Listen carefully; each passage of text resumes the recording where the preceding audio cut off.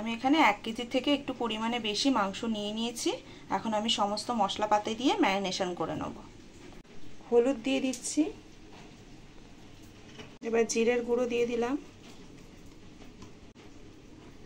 ধনের গুঁড়ো দিয়ে দিচ্ছি,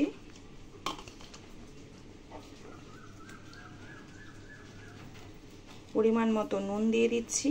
আমি এখানে সমস্ত মশলাপাতি আমার মাংসের পরিমাণ অনুযায়ী নিয়েছি, আপনারা আপনাদের গ্রেভির পরিমাণ অনুযায়ী দিয়ে দেবেন। কাশ্মীরি লঙ্কার গুঁড়ো, টক দই, এবার এটা আমি মাংসের মধ্যে দিয়ে দেব।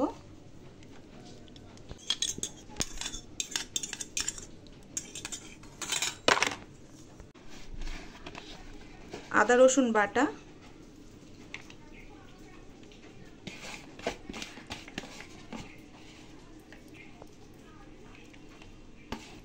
পেঁয়াজ কুচি,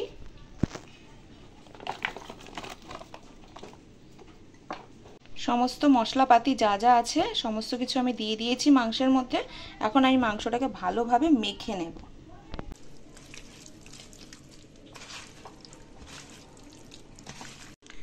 মাখানোর সময় আমি আমার পরিমাণ মতো সর্ষের তেলও দিয়ে দিচ্ছি। সর্ষের তেলটা দিয়ে সমস্ত কিছু মাখালে মশলাপাতিটা মাংসের গায়ে আটকে থাকবে।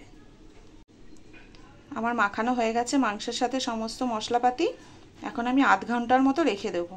আপনাদের কাছে বেশি সময় থাকলে আরও বেশি সময় ধরে রেখে দেবেন, যাতে সমস্ত মশলা মাংসের মধ্যে ঢোকে, মাংসটা নরম হয়। আর মাংস রান্নার জন্য প্রথমে আমি আলু কেটে নিলাম। আলুটাকে এখন আমি লাল লাল কড়াইতে আমি আমার পরিমাণ মতো সর্ষের তেল দিয়ে নিচ্ছি আলু ভাজার জন্য।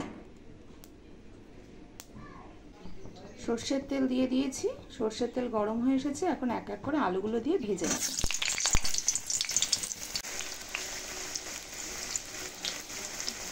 সামান্য পরিমাণে নুন দিয়ে দিলাম,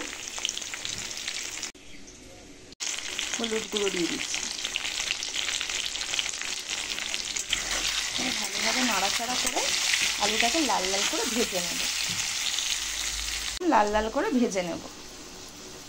আমার আলু ভাজা হয়ে গেছে, আলুটা সিদ্ধও হয়ে গেছে ভাজার সময়। এখন আমি তুলে নেব।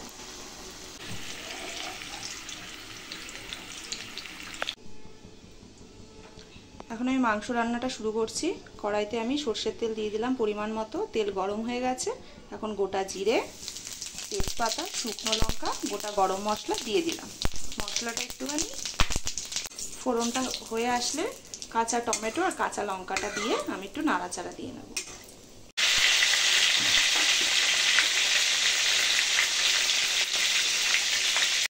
এদিকে আমার এগুলো ভাজা ভাজা হয়ে গেছে। এখন এক এক করে মেখে রাখা মাংসটা দিয়ে দেবো কড়াইতে।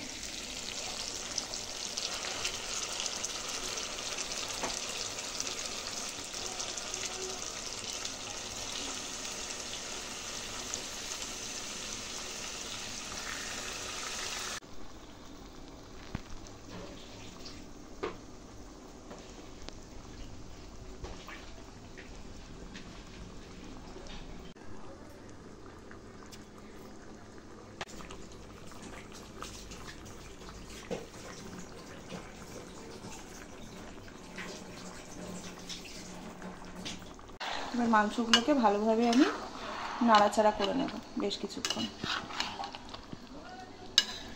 সমস্ত কিছু মশলাপাতি দিয়ে আমি মাখিয়ে রেখে দিয়েছিলাম। এখন শুধু নাড়াচাড়া করে নেব, তারপর বেশ কিছুক্ষণ ঢাকা দিয়ে রেখে দেবো। এতে সময়ও কম লাগে আর তাড়াতাড়িও মাংসটা হয়ে যায়, খেতেও স্বাদ লাগে। আপনারা করে দেখবেন, বেশ ভালোই লাগে খেতে।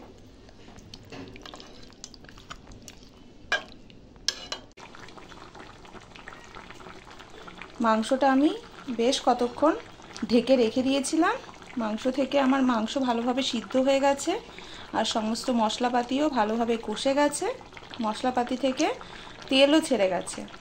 দেখুন, খুবই কম সময় লাগে আর এটা রান্না করতে করতে অন্য কাজও সারা যায়। আপনারা করে দেখবেন, খুবই ভালো লাগে খেতে।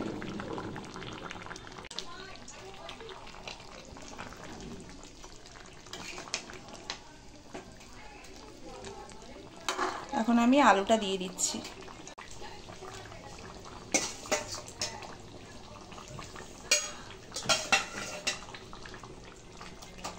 আলুটাও এবার আমি মাংসের সাথে মিশিয়ে দেবো।